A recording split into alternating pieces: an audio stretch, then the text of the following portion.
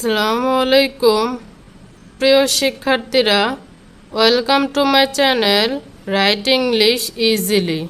আশা করি তোমরা সবাই ভালো আছো। আজকে আমি তোমাদের সাথে একটি লেটার নিয়ে আলোচনা করব।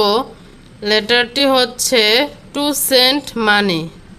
তোমাদের সুবিধার্থে লেটারটি আমি আগেই লিখে নিয়েছি, এখন লাইন বাই লাইন তোমাদের কাছে এক্সপ্লেইন করব।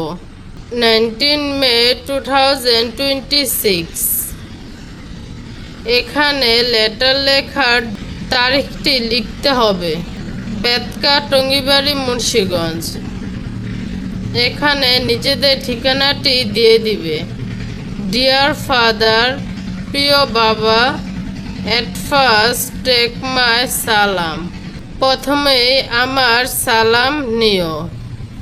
I hope you are well by the grace of Almighty Allah. আমি আশা করি তুমি আল্লাহর রহমতে ভালো আছো। I am also well. আমিও ভালো আছি। However, for admission fee, যাই হোক ভর্তি ফি and buying new books এবং নতুন বই কেনার জন্য, for the new class নতুন শ্রেণীর জন্য, I need some money আমার কিছু টাকার প্রয়োজন। অ্যামাউন্টিং টু টাকা 3000 প্রায় 3000 টাকা। এখানে এডমিশন শব্দের অর্থ ভর্তি, বাইং শব্দের অর্থ কেনা, নিড শব্দের অর্থ প্রয়োজন, অ্যামাউন্টিং শব্দের অর্থ মোট বা পরিমাণ। Please send money as early as possible. দয়া করে যত তাড়াতাড়ি সম্ভব আমাকে টাকা পাঠাবে। এখানে সেন্ড শব্দের অর্থ পাঠানো। নো মোর টুডে, আজ আর নয়। কনভে মাই সালাম টু মাদার, মাকে আমার সালাম জানাবে। এখানে কনভে শব্দের অর্থ জানানো।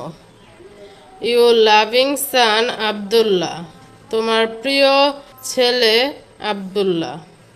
দেখো, যেহেতু এটি একটি লেটার, তাই আমাদেরকে একটি ডাকঘর বা স্ট্যাম্প দিতে হবে।